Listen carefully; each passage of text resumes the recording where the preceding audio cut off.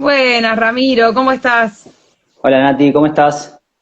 Muy, muy bien. Estábamos leyendo esa bio ¿Bien? hermosa. ¿Qué bio te mandaste? ¿Qué bio te mandaste? Me ¿Cómo? encantó. No, le metiste mucha épica leyéndola, me parece. No sé, hermoso. Gracias, gracias, No, por favor. Es un gustazo y gracias. además Muy bien. una experiencia muy, muy linda para mí también como entrevistadora acá en este ciclo que un poco como que va mucho con el que esta idea nació. Y es que es la primera vez que vamos a tener un escritor que escribe un montón, pero que todavía no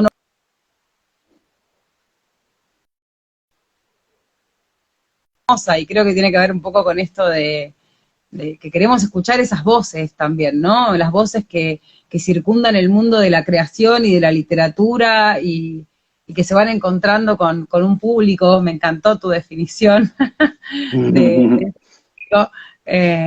Así que bueno, me gustaría que nos cuentes un poco, la bio contó bastante, pero a nivel personal, Sí, ¿cómo fue esto de la pandemia y el encontrarse con la posibilidad de tener tiempo para escribir, ¿no? sí, principalmente, viste, lo que decía ahí a todos, generalmente, sobre todo en esto de cuando queremos arrancar a escribir y tenemos un laburo que casi nunca tiene que ver con lo que nos gusta. Entonces, eso nos lleva tiempo y nos lleva cuerpo. La pandemia, dentro de todas las cosas malas, viste, nos dio, o por lo menos a mí me dio esa posibilidad de reencontrarme con la escritura, en realidad empezar a definirme. Eh, entonces, por eso remarcaba esto de que hace un año quizás escribo con un objetivo un poco más claro. No sé si hablar de objetivo, porque es un poco raro hablar de objetivo, sino con un para qué o una intención, ¿sí? Incorporando un poco más lo que tiene que ver con el oficio de la escritura, que es lo que más me gusta, lo que descubrí. Lo que descubrí este último año es el oficio, que esa palabra a mí me gusta, o si hablo de escritura, hablo desde el oficio, es lo que he incorporado. Sí, vos hablabas como ¿Se me de... escucha bien? Sí, sí, yo sí. La gente, si Ah, nos manda perfecto, un dedito perfecto. para arriba a ver si se escucha, cualquier cosa nos avisan. Vos Mm, hablabas un poco también de y cuerpo. mm, Eh, yo creo que de alguna manera es como es donde hablabas de tu otro trabajo, ¿no? Y porque creo que la escritura sí, es trabajo y realmente conlleva un montón sí. de tiempo y de cuerpo y de dedicación. ¿Cómo lo fuiste viviendo vos eso? O sea, lo vivís como ese proceso de, de un gusto, de un hobby, o crees que es esto, es como el doble turno de la vida, ¿no? No, en realidad le incorporé el gusto al oficio. Yo capaz que tenía ese oficio en mi trabajo ya, pero este segundo oficio, o primer oficio en importancia para mí, le encontré el gusto, me explico, es trabajar por algo que me moviliza y es bueno, es estimulante.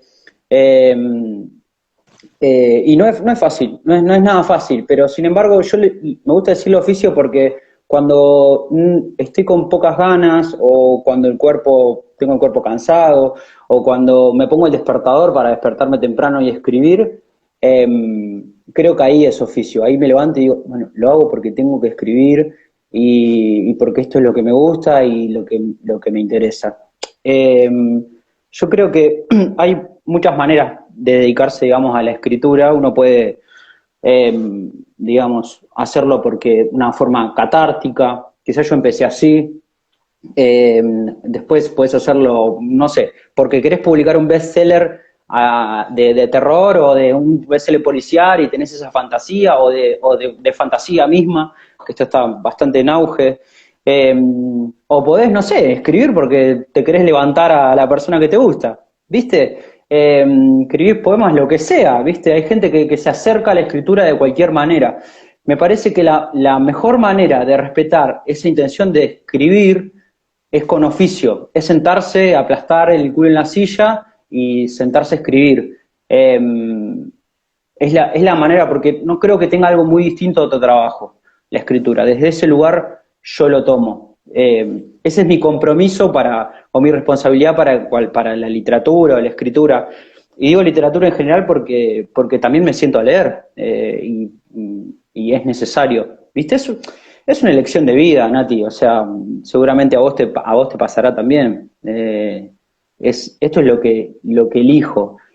Y lo elijo porque, y esto es súper importante, esto lo pensaba, ¿no? Obviamente que estoy maquinando hace 5 días qué voy a decir y no estoy diciendo nada de lo que pensé.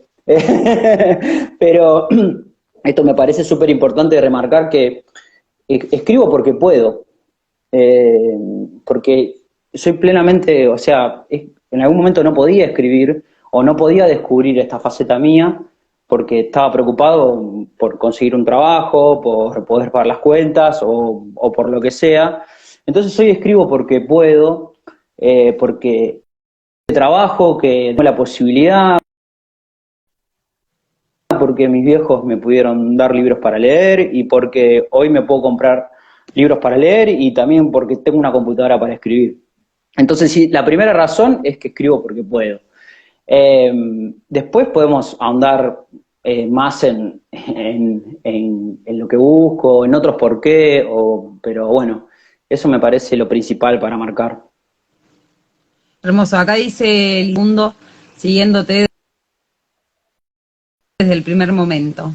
Ah, hermoso, Sí, hermoso ese comentario.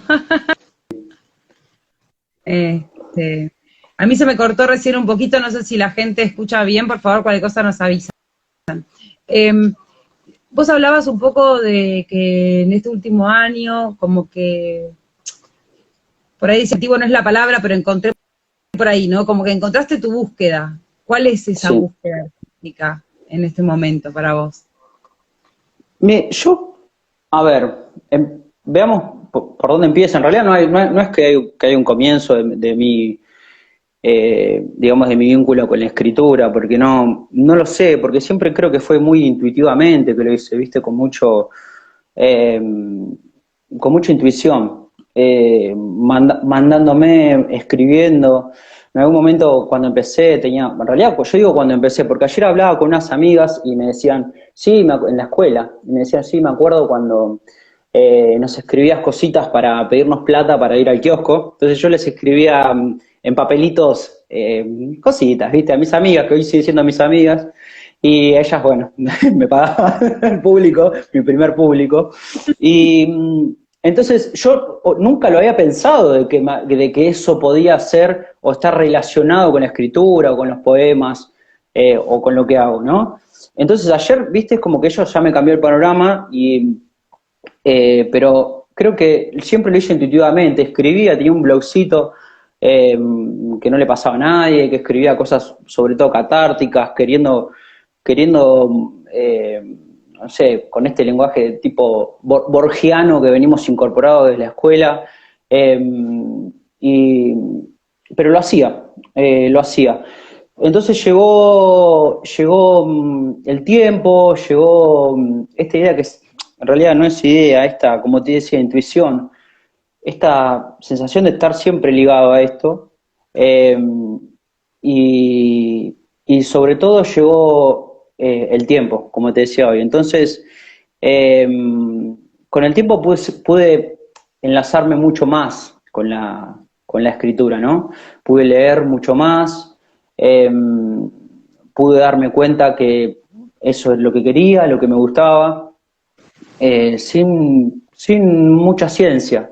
Eh, y hoy es como que yo tengo una relación como necesito todos los días leer algo, tener un librito o que sea en la mochila para que en esos espacios libres, no sé, en la cola del supermercado, qué sé yo, en el trabajo, leer algo, lo necesito. Y necesito escribir todos los días. Pasa quizás por una necesidad desde el cuerpo y, y también porque es lo que me gusta, es lo que es como te decía, mi oficio. Quizá la búsqueda desde mis escritos es me parece que es el puro arte, si se le puede llamar, o pura gana de escribir, el vivir, el tener un propósito, eso me dio, sobre todo, creo, ¿no? Creo, qué sé yo, esto lo iremos descubriendo, capaz que si hablamos en un par de años es distinto, pero me gusta, sí, sí, me gusta, la verdad que está súper, me pone feliz hacer esto, me encanta. Vos hablabas mucho de esto de la lectura también, ¿no? Que lo mencionabas un poco en la bio y lo volviste a traer recién, como esta cosa de no soy solamente escritor, sino que también soy un lector de oficio, que me Mm, parece un concepto hermoso. Como sí, persona lectora, de persona lectora de oficio a persona lectora de oficio me parece un claro, concepto sí, hermoso. obvio.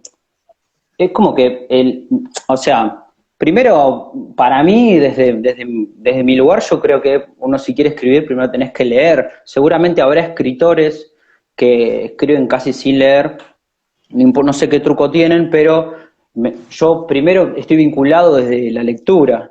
Después viene la escritura y después viene la corrección, que para mí es tan importante como la misma escritura. O sea, el volver sobre los textos de uno, dejarlos que crezcan solos o que por lo menos que maduren y volver sobre ese texto para, ya sea para corregirlo o para pelearse, ¿no? ¿Viste? Para cagarse a palos con lo que escribió uno antes.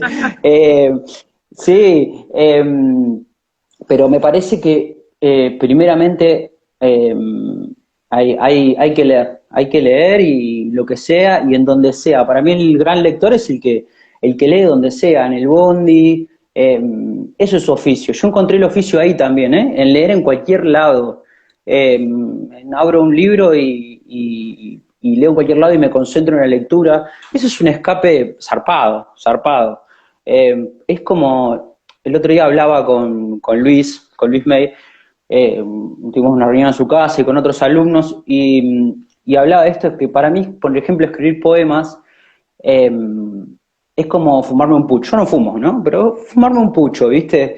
Es como que la mente me entra en un loop o entro en un modo muy que me saca de la cotidianidad, de la rutina, de esto de estar todo el tiempo productivo, de ser súper productivo. Yo trabajo para una empresa multinacional, entonces todo el tiempo de ser productivo, todo el tiempo con números en la cabeza, es insoportable, y esto me saca, eh, y, y es lo que, si querés, ahí que me descubro un poquito y te respondo en el anterior, la búsqueda quizás es eso, es demostrar que hay un yo poético y un yo o lo que sea, o hay cosas para contar desde ese lugar en donde ocupo yo, que es el laburante raso y normal argentino. Claro. Y, Sí. y como lector, ¿cómo sos? ¿Tenés géneros que te gustan más? ¿Tenés, digo, qué lees más? ¿Más narrativa, más poesía? ¿Sos un subrayador serial de libros? ¿Haces orejitas? ¿Los libros no se tocan? ¿El libro no se mancha? ¿Cómo es? ¿Cómo es esa relación No, con...? lo- los libros, para mí, los libros no se tocan. No me gusta, no me gusta, pero eh, no los marco. ¿Sabes qué libros he marcado? Los libros de escritores que hablan sobre ser escritor. No sé, leía el de Stephen King, el de Abelardo Castillo, el de B. Ward, y esos libros me gusta marcarlos porque es como que el escritor te está dando un consejo, ese escritor quizá consagrado, que tiene un recorrido, una relación con la literatura bien afianzada, eh, y también tiene edad, que es importante, porque es importante, no es el tema de la experiencia, ¿no? A la hora de escribir, mismo a la hora de producir, como a la hora de estar, eh, eh, digamos, enlazado o estar relacionado con la literatura. Es como que yo y vos también, porque sos joven, tenemos como una vida por delante, ¿viste? Con esto, no sé si yo no voy a negociar eso. Eh, entonces, esos libros, que hay gente que habla de ser escritor, desde el oficio, desde la profesión también, ¿viste? me gusta marcarlos. Pero después no marco nada. Me gusta leer mucho, bueno, leo mucha narrativa, sobre todo novelas. Me gusta la novela realista. Estoy tratando de indagar más un poquito en novelas tipo suspenso, misterio, porque tiene que ver con la tercera novela que estoy escribiendo.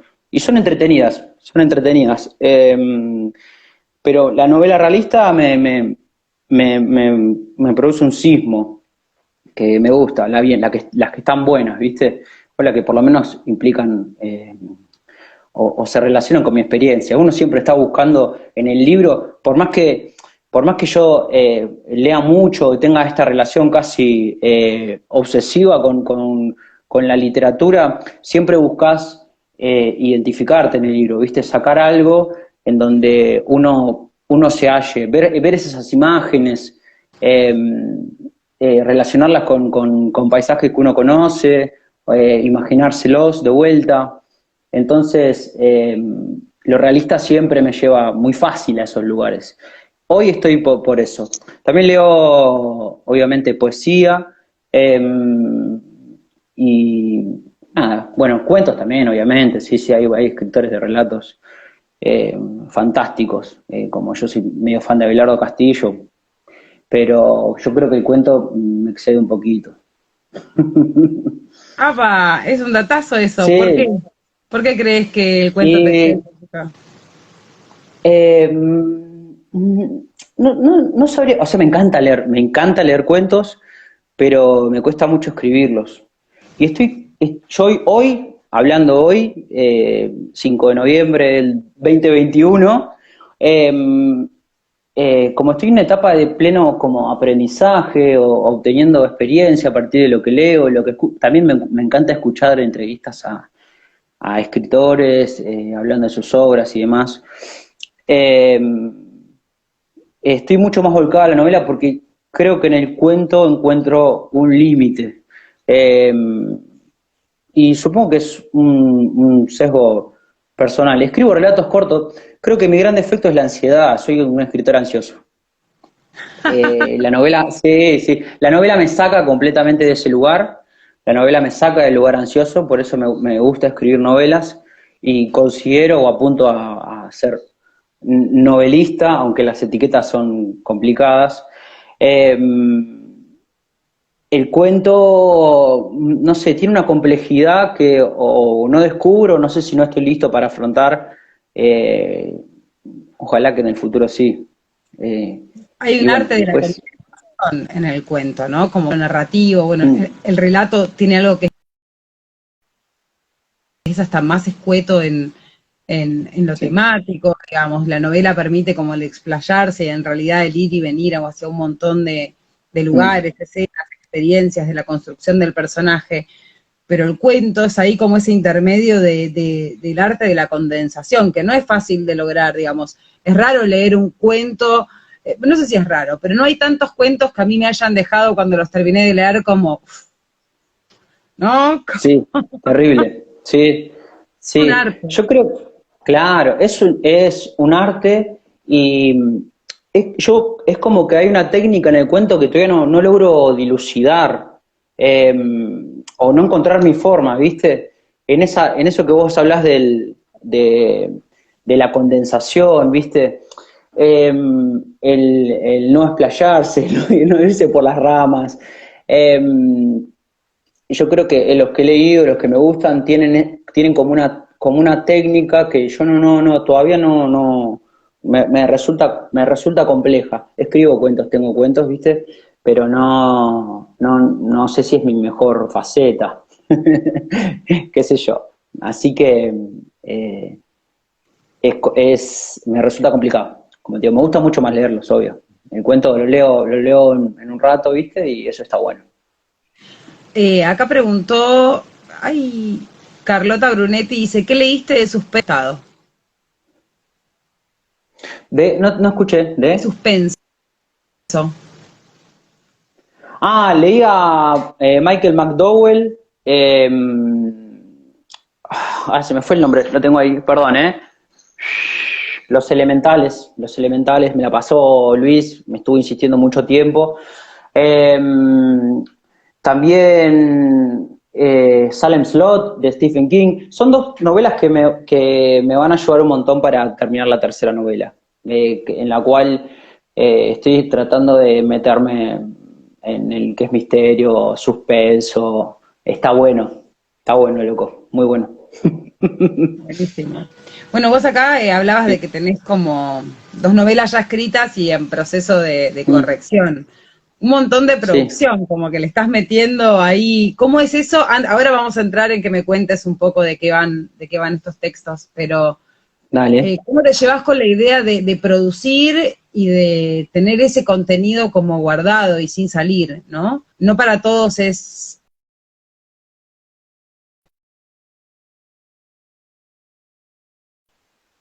de ver puesto afuera el que ya dejé atrás. Me cuesta un montón, es una cosa personal, pero digo, pero ¿cómo te pasa eso de decir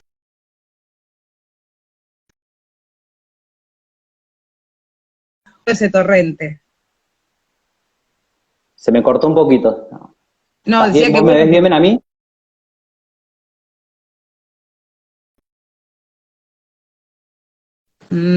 se nos cortó, ahí estamos.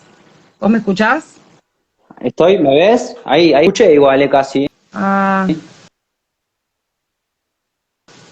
sí, me parece que se nos corta un poquito. Bueno, esperemos A que ver, dame un minutito, a ver. sí.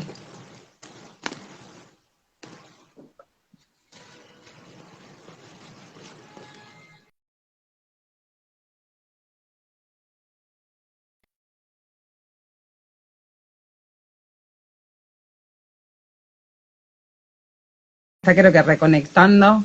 Le damos un minutito.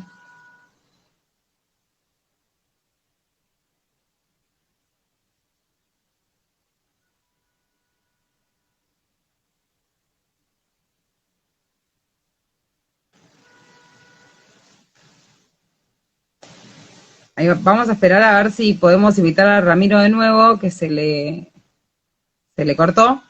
Y ya seguimos. Ahí,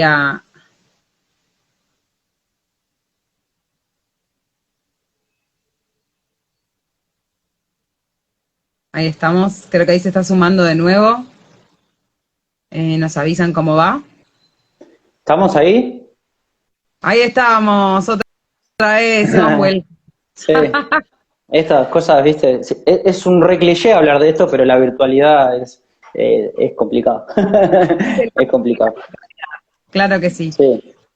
Lo que te Bueno, preguntaba un poco es cómo es este proceso de producción en donde, bueno, como terminás un laburo, una novela, estás en proceso de corrección, surge otra, como que hay un torrente de historias para contar, ¿no? De alguna manera. sí, obvio. Sí, y van surgiendo a medida que me...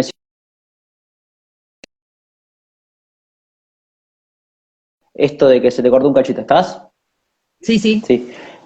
Esto de que mucho surge cuando me siento a escribir. Obviamente, yo creo mucho en la capacidad o en el entrenamiento de la observación, muchísimo. Creo que la literatura o el truco, si querés, el truco de la narrativa y el truco de la poesía también, está en la observación. Entonces, obviamente, sí, uno va captando imágenes y después dice, esto puede ser algo, esto puede ser un disparador. Pero bueno, sobre todo lo que a mí me da es sentarme a escribir y la posibilidad de desarrollar una historia. Después, no sé si esto de tener tanta obra escrita, porque sí, porque tengo una obra de poemas, ya estoy escribiendo la cuarta novela, estoy corrigiendo las otras dos, la primera novela fue la primera novela que escribí, así que quedará ahí como un trofeo hermoso mío, como el primero. Después la retomaré en algún tiempo, seguramente.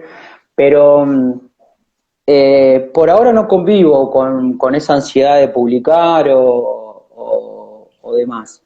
Me gusta ir paso a paso, ir aprendiendo. Yo creo que esto requiere paciencia y requiere ser terco, testarudo y, y, y nada, mucho aprendizaje, mucho aprendizaje. Eso es lo que yo hoy me encuentro en una etapa de pleno aprendizaje. O sea, me encantaría publicar. Yo creo que alguna cosa puede ser eh, o está más lista para ser publicada y dejar y soltarla, ¿viste? Soltar la obra y que sea y que crezca en los jardines que tenga que crecer, pero por ahora no convivo con esa ansiedad. Siempre creo que se puede hacer un poquito más con lo que tengo. eh, y bueno, ese es el ritmo que estoy llevando. Pero sí, la verdad es que tengo un montón escrito. Un montón escrito.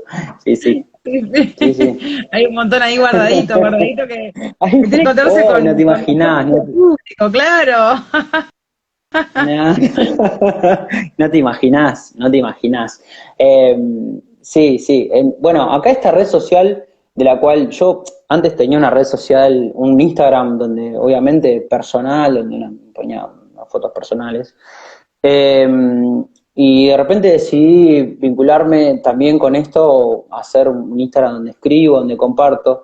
Entonces yo sé que hay gente ahí que me lee, y que está copada con las cosas que, que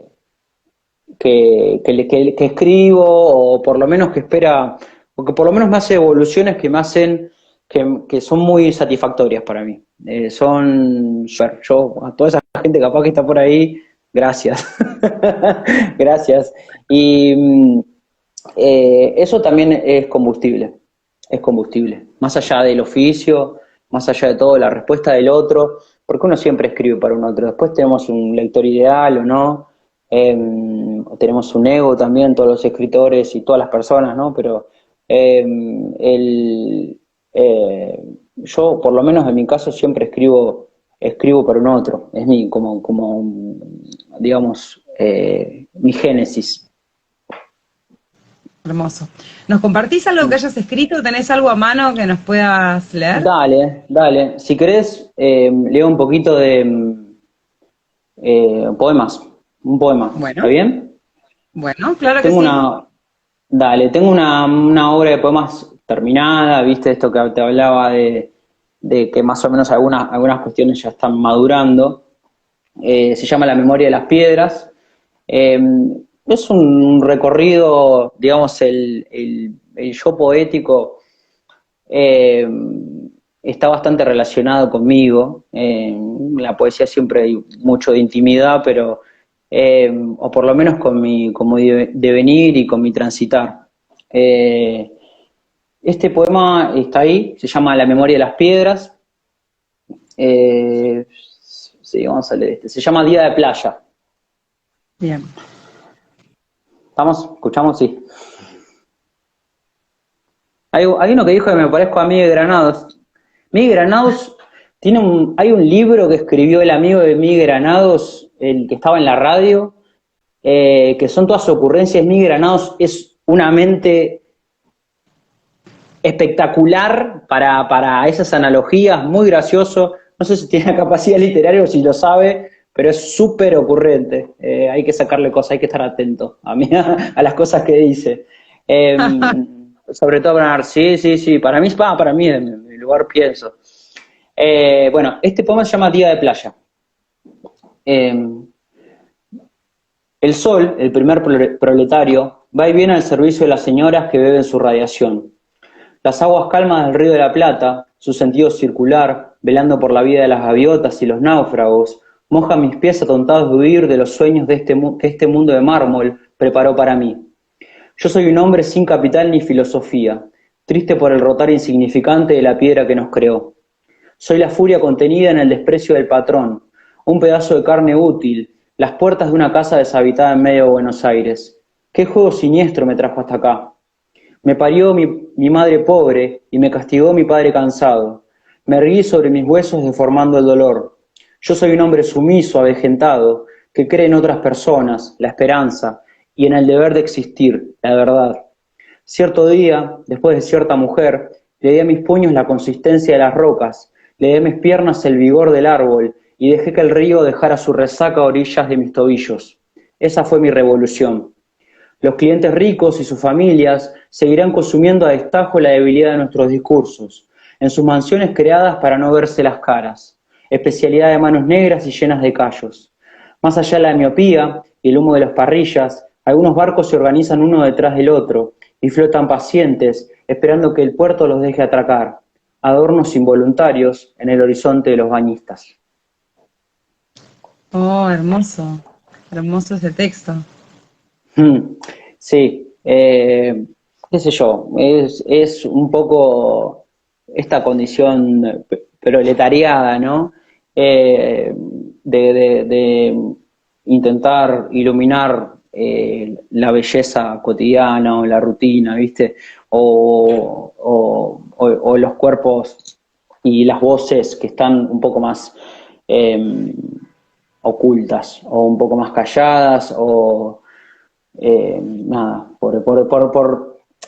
no es una cuestión de que sea una voz callada o un cuerpo callado porque alguien le diga vos no podés hablar, sino que el propio sistema, como me pasa a mí, que te manda a trabajar y a explotar el cuerpo y demás, te calla la voz, te cansa.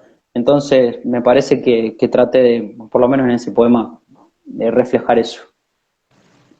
Hermoso, muy bonito el poema. Mm. Este poemario, ¿cómo fue el proceso de construcción? Este que decías que, bueno, está terminado, ¿no? ¿Cómo fue? ¿En qué momento se empezó a escribir? ¿Son todos textos de una época? ¿Fue variando? ¿Tenés textos de distintos momentos de tu vida? No, esto fue creciendo el último año, solito. Me encontré buscando en esa búsqueda de la voz, encontré esta serie de poemas que se interrelacionaban, porque esto creo que son 60, 65 poemas, pero en realidad forma parte de un árbol de cientos. Entonces es donde pude hallar un poco más esta voz que más me interesaba. Eh, fue creciendo solo y fue haciéndose obra, ya te digo, a partir de esta voz y este recorrido que me interesaba reflejar. Y vuelvo a lo que dije al principio, intuitivamente. No es algo que haya pensado, dije, bueno, voy a hacer esto, hago esto, esto y esto con él. No, intuitivamente fue, digamos, tomando cuerpo, tomando forma solo. Eh,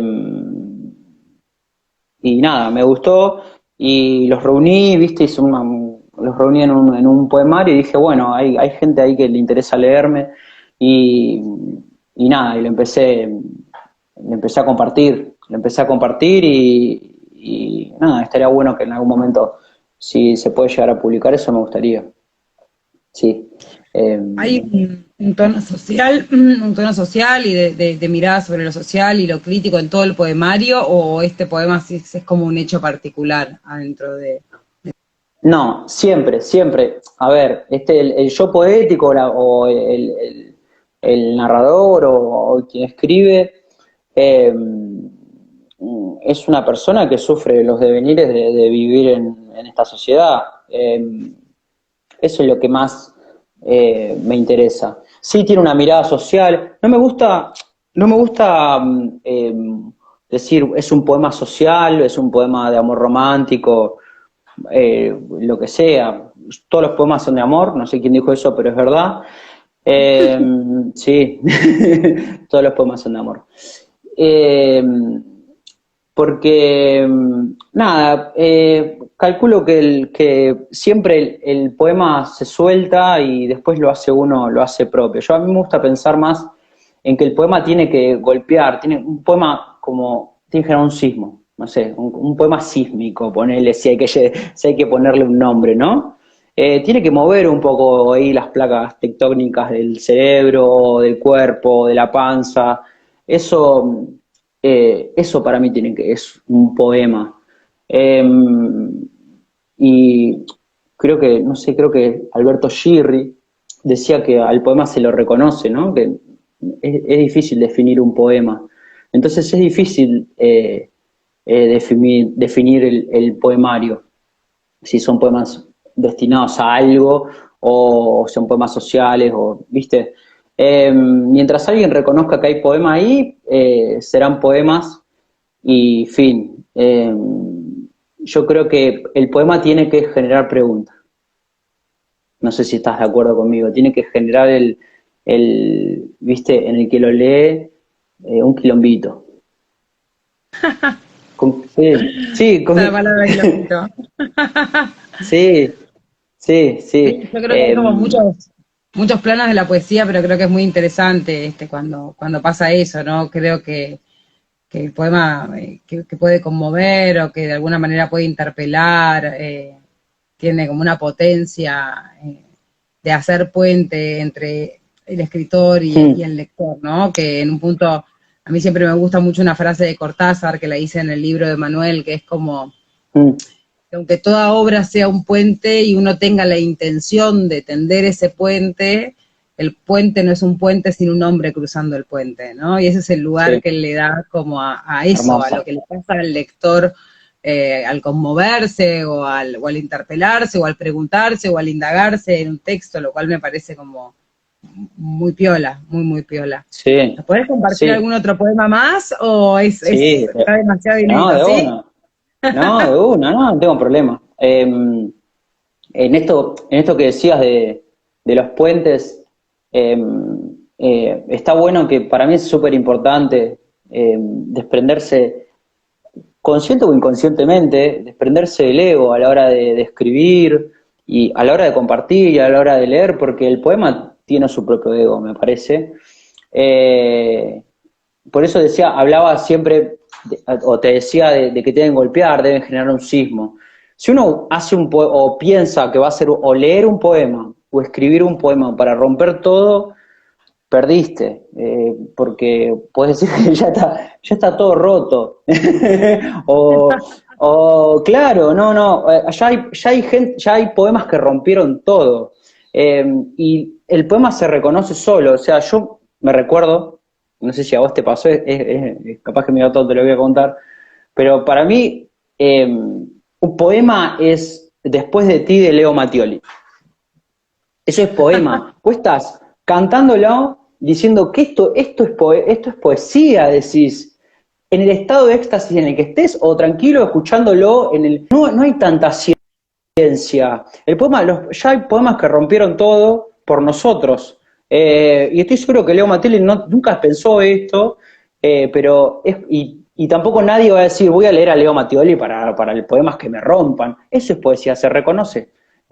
Nada más, y la reconoce uno. Capaz que a vos decís que está diciendo este chabón con Leo Mattioli. Sí, yo escuché Leo Mattioli y no tenía ni idea qué era la poesía. Cuando la primera vez que la escuché, seguramente porque lo escuché hace un trillón de años, y dijo, esto es poesía, dije.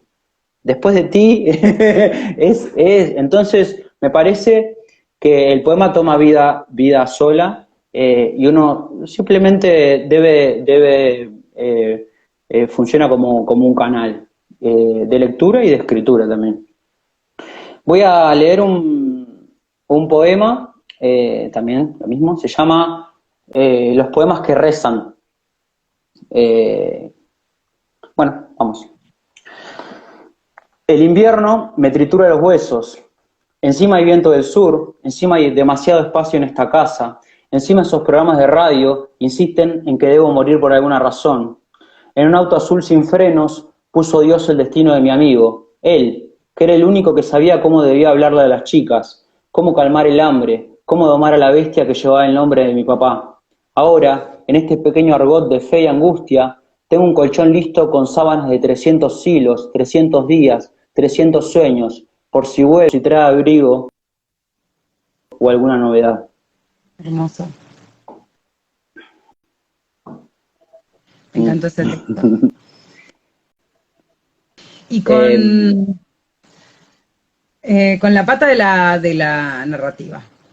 ¿Cómo va eso? ¿Nos podés ah, contar algo de alguna de esas dale, novelas que están ahí en el tintero? Contarnos un poco de qué van. obvio, de una. Mirá, yo empecé el taller con Luis May. eh, en un momento había terminado otro taller y necesitaba enfocarme en mi escritura, porque aquel taller era mucho más literario, conocer autores y escribir un poquito. Y Luis la primera vez que me vio, yo escribía poemas y creía que escribía cuentos. Y me dijo, vos sos novelista, me dijo. Y yo le dije, vos estás loco. Entonces, me puse a escribir novelas, no tenía ni idea que era capaz de escribir una novela. En 4 meses tenía la novela lista, o sea, la primera escritura, que es un montonazo, de una novela de 200 páginas, nunca me creí capaz de eso. Entonces la segunda novela, que ahora voy a leer algo de eso, si tenés ganas, fue mucho más como autobiográfica. Tenía la necesidad de exorcizar ciertas cosas de la intimidad, de la vida personal. Yo creo que es súper necesario hacerlo como escritor para desprenderse de esa catarsis. Entonces yo hice catarsis en la segunda novela, hice mucha catarsis. Realmente hoy la leo, no me gusta, no es lo que más me gusta, estoy intentando cambiarle la persona, primera persona a tercera persona, buscarle otra vuelta, eso es súper interesante y me está divirtiendo mucho, pero en esa novela hice mucha catarsis y me sirvió mucho para escribir la tercera novela, en donde escribí mucho más libre y la disfruté mucho más. Y esto yo no lo sabía, estos consejos de maestro, nada más de Luis, que me dijo, yo escribí una nota a principios de este año para Mundos Íntimos del diario Clarín, en donde hablaba sobre la relación de un hijo con la madre depresiva, y me dijo, vos acá tenés una novela, escribí la novela y después vemos. Escribí esa novela, la terminé, la dejamos por la mitad, o sea, en realidad yo la terminé, la corrección la dejamos por la mitad, y Luis me dijo, ponete a escribir otra cosa de terror, vos ya estás listo. Y bueno, salió la tercera novela, que es donde pongo quizás una ficha más, si querés, o me gustaría que salga bien y tirarla a la cancha y nada, y después veremos, a ver si se lleva silbidos o aplausos, no sé. Pero bueno, pero igualmente la segunda novela me dejó cosas que interesantes, que me gustan y que tienen que ver con mi escritura, y me gustaría combinar ese compromiso, digamos, con lo que me gusta, que pude sacar en la segunda novela, con el desapego un poquito de lo autobiográfico y del ego y demás. Yo le puse a la segunda novela, voy a compartir algo, ¿querés? Dale, sí. Dale, le puse Salvarás mi libro. Cambió como 4 veces de nombre, ahora se llama Salvarás mi libro. Quizás lo cambie, después veremos. Bueno, este es un capítulo de la novela. Cuando papá se fue, llovía sin parar. Llovía tanto que tuvimos que sacar las botas y el piloto para alcanzar las valijas al auto. Llovía tantísimo que cuando arrancó el Renault 12, el techo de la casa tembló sobre nuestras cabezas y supimos que no íbamos a sobrevivir al siguiente rayo. Ese día empezó a filtrarse el agua por las goteras, por las paredes, en el desayuno y en la cama. Cuando papá se fue, agarró su campera azul, dejó su capa roja y besó mi cabeza. Suspiró profundo y fue la última vez que se detuvo el tiempo en esta casa. El instante previo a perder el equilibrio en una cornisa. El segundo de conciencia entre el sueño que se acaba y el despertar en una habitación inmensa, llena de fantasmas. Cuando papá se fue, cambió el tono de su voz. Mamá cambió el tono de su voz y empezó a hacer promesas. Tiraba sal en las puertas y se le quemaban las comidas. Cuando papá se fue, desfilaron señoras por el living, vestidas de luto y con anteojos culo botella, anotando cosas en un cuaderno amarillo y en una lapicera con lapicera negra. Cuando papá se fue, mamá cantó otra vez a la mañana y nos hizo la chocolatada. Se maquilló las pestañas y se puso rubor en las mejillas. Pero mamá se iba a la noche y la abuela venía y puteaba al presidente. Y el abuelo venía y había olor a naranja en la cocina. Cuando papá se fue, mamá empezó a tomar pastillas, la bebé a hacer berrinches, mi hermana a dormir en la de las amigas y yo a notar que las chicas no gustaban de mí. Cuando papá se fue, se me cayó un diente y me dolían las piernas. Una vez grité a la noche y nadie vino. Tuve frío y me agarró catarro por no saber no soñar. Cuando papá se fue, como todas las noches, Escuché las noticias en una pequeña espica, pero nadie, ni el locutor ni la periodista, sabían si papá iba a volver. Puse la oreja en la radio y de fondo oí una fritura, y más al fondo un grito de gol, y entonces un llanto, pero nada, absolutamente nada de papá. Cuando papá se fue, llovía como si fuera el fin del mundo, y la casa se asustó y se fue atrás de él, y el hogar se lo llevó la tormenta, y a las paredes se las tragó la tierra, y a los recuerdos se los devoró una neblina animal. Cuando papá se fue, nos quedamos desnudos, flotando en un río salvaje, tendidos sobre los huesos de mamá, escuchando su voz quebrada, mordiendo desaforados el tallo de nuestra historia, hasta romperlo, hasta hacerlo polvo, tragando espinas por tener fe, gritando, sobre todo gritando, hasta inventarnos una isla que desvíe el cauce de las cosas que por locos, malditos o enamorados se nos escapan entre las manos. Un montón. Un montón. Muy bueno. Bueno, muchísimas gracias por compartirnos algo de esa novela inédita. Ya nos quedan unos minutitos y a la hora se nos corta el vivo, así que vamos a tener que guardarlo antes porque queremos que quede para que los compañeros de Sudestada puedan bajarlo después, pero en estos minutitos que nos quedan me gustaría preguntarte a algunos autores o autoras contemporáneos que nos puedas recomendar, que leas, que Obvio. te gusten. Sí, primero voy a hablar o a recomendar a Nina, que no sé, Nina Ferrari, que siempre es muy generosa, es una genia. Me gusta mucho lo que hace, su último libro me parece espectacular. Tuve la suerte me lo mandó, de leerlo, me encantó, me fascinó. Entonces es algo que recomiendo. Creo que es una voz mucho más genuina de ella, entonces eso me gusta mucho. También a Matías de Rioja, también súper otro genio, que publicó La pausa del mundo. También tengo a Alejandra Santoro, no sé si la conoces. Sí, la entrevisté Publicó, a Ale, hace poquito la entrevisté acá en este ciclo también, a Mati también y a Nina también.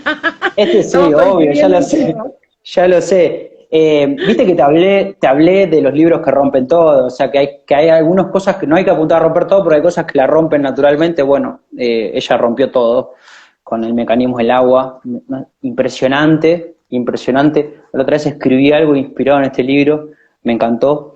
Y después de narrativa, leí el último libro de Bukowski, ¿sí? Súper llevadero, súper interesante, me parece una buena, si uno anda un poco dudoso, con ganas de animarse de la novela argentina, con lenguaje argentino, Haidu es un capo en eso. Y después los aparté, ¿viste? Los libros. Acá tengo el libro de Nina, que es este. Suave. Hermoso, hermoso ese libro. Sí, sí, hermosísimo, hermosísimo. Y después una autora, pero no voy a sorprender a nadie con esto porque ya la están reconociendo en todo el fucking planeta, porque es una genia. Justo hice con tu Alejandra, ojalá que esté ahí Alejandra, recién hablé re bien de vos. Camila Sosa Villada. Camila sacó Las Malas, que está obteniendo premios, o sea, ya la van a empezar a premiar, no sé, en todos los países, pero hay un libro que es que es un poquito más viejo, La novia de Sandro, que tiene unos poemas, no tengo palabras. Me quedé sin palabras. Bellísimo. Bellísimo. Pero creo que ahora están como irrumpiendo voces nuevas, voces copadas y que hablan de cosas que nos pasan a nosotros, ¿viste? Lamentablemente es como que la literatura siempre tuvo como regida por cierto lenguaje o en ciertos lugares tenían permitido o se llamaba literatura y lo que hacían las otras cosas, andá a saber qué era, y esto de las redes sociales y demás, y la expansión de todo, la llegada de nuevas voces que hablan el mismo idioma que nosotros, me parece zarpado. Siempre, para mí me gusta cada vez que voy a buscar un librito a la librería, y como te dije, hoy tengo suerte de poder comprar porque laburo, me gusta buscar algo nuevo, aunque no lo conozca el autor y lo conozca después, habla el mismo idioma que nosotros. No sé si vos qué pensás. Que, que se ha roto algo del claustro de la palabra, de la cultura, independientemente de que uno pueda venir de ese palo o no, pero creo que se abrió algo, y un poco el espíritu de este ciclo con el que nació era pensar cómo se redistribuyó la palabra, cómo se democratizó la posibilidad de encontrarse entre escritor, lector, persona que produce, ¿no? Incluso por eso te decía cuando arrancamos que era la primera vez que tenía un entrevistado que no todavía había publicado un libro, con lo cual había preguntas lindas para hacer ahí, como la de la ansiedad.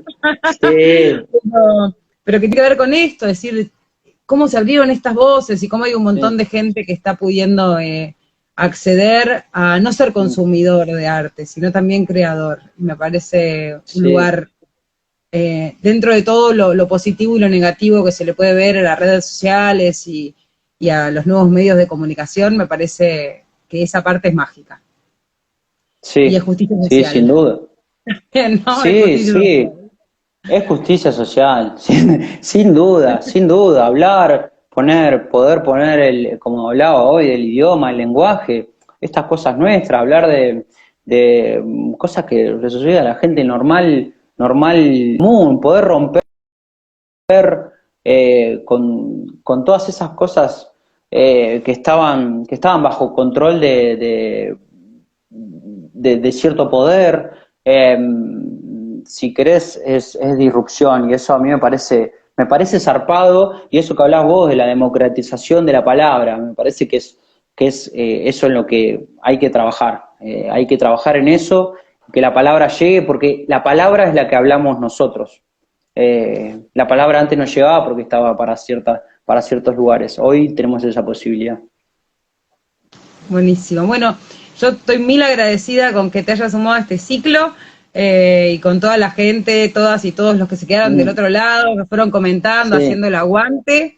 Tengo que pasar el chivo, el martes vamos a estar en el Roxy con Gustavo Yuste, Juan Solá, estaría acompañando yo también la presentación del libro de Fabi Cantilo, así que invitamos a todas y a todos a que se vengan. Vos también estás invitadísimo, si querés pasarte por ahí. Vamos, Teresa, y bueno, muchas gracias, en serio, muchas gracias por sumarte. Y un abrazo a Alejandra, que está ahí, que estábamos hablando de vos, Ale, hace un rato, no sé si nos escuchaste. Vamos, Ale, vamos. Sí, no, gracias a vos. Esto está buenísimo, es lo que hablaba recién de la democratización, darle la palabra a alguien que no está publicado, es zarpado desde un medio tan zarpado como Subestada, que tiene tanto que ver con las cosas con por lo menos con lo que yo pienso o predico. Realmente estoy muy orgulloso de esto, y para mí es un montonazo, así que nada, gracias. Bueno, esperamos leerte pronto, un abrazo grande. Dale, gracias. Gracias.